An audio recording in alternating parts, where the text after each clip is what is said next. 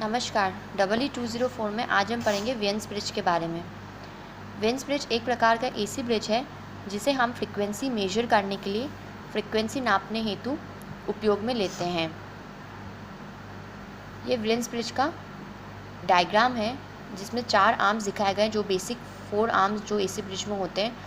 First arm में resistance R1 connected है parallel में रेजिस्टेंस C1 के साथ।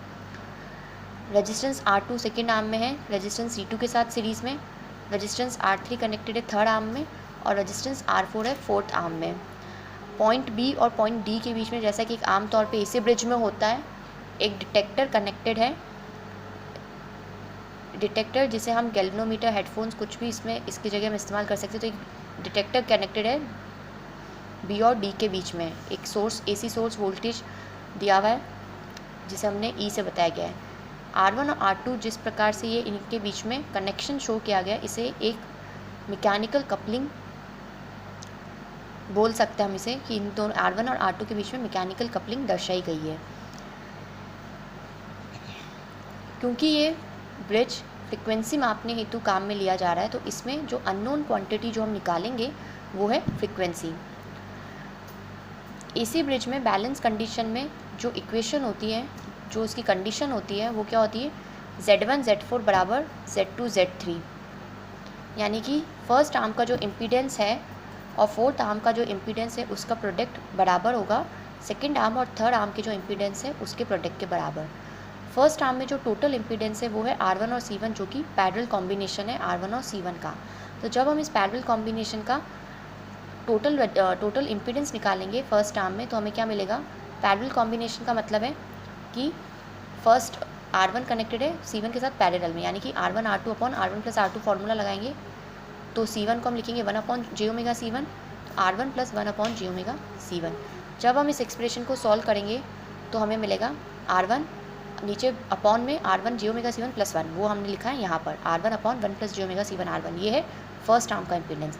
Z1 इंटू Z4 में क्या है, ओनली R4, तो केवल R4 बराबर Z2 Z3। Z2 में क्या है, R2 C2 सीरीज़ में है, तो R2 plus 1 upon J omega C2। 1 upon J है, वो J जब ऊपर जाएगा तो क्या हो जाएगा, माइनस का, तो इसलिए हमने J को नीचे डिनोमिनेटर में लिखने की जगह ऊपर ही लिखा है, तो इसको लिखा हमने R2 minus J upon omega C2 bracket में, और इंटू Z2 Z3 होता है Z3 में, यानी कि थर्ड आर्म का इम्पीडेंस जो यहाँ पे केवल रेजिस्टेंस R3 है, तो इंटू R3।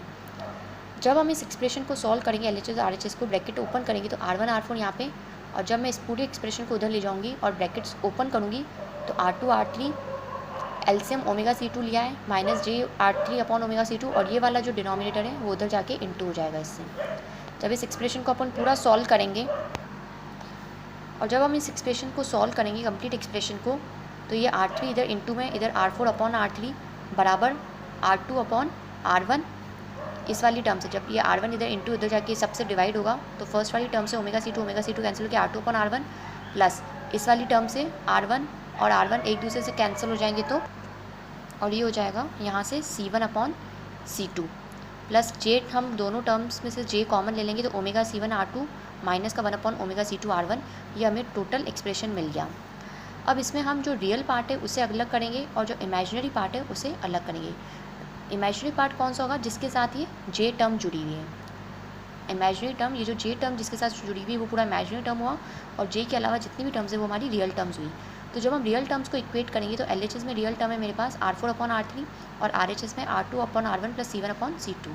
इसी प्रकार जब इमेजिनरी टर्म्स को करेंगे हम, तो इमेजिनरी टर्म्स कौन सी हुई, J वाली, यानी कि ओमेगा C1 R2 माइनस का 1 अपॉन ओमेगा C2 R1, इसको बराबर हम किसके करेंगे, 0 के, तो ये हमें इक्वेशन मिलेगी ओमेगा C1 R2 बराबर 1 अपॉन ओमेगा C2 R1।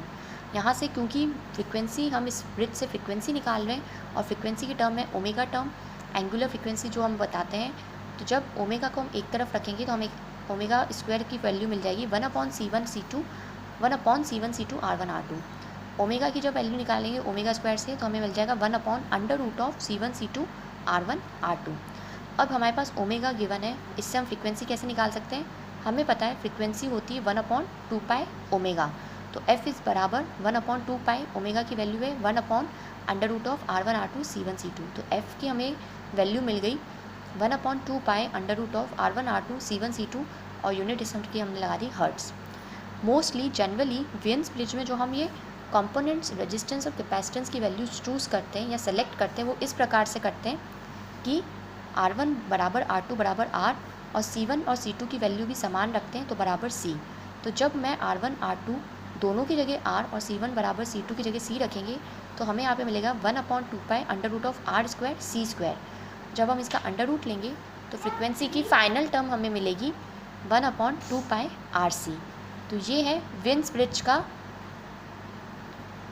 की फाइनल वैल्यू कब, जब R1 और दोनों रेजिस्टेंस R1 R2 की समान वैल्यू ली जाएगी और इसी प्रकार C1 C2 की भी इक्वल वैल्यूज़ ली जाएगी।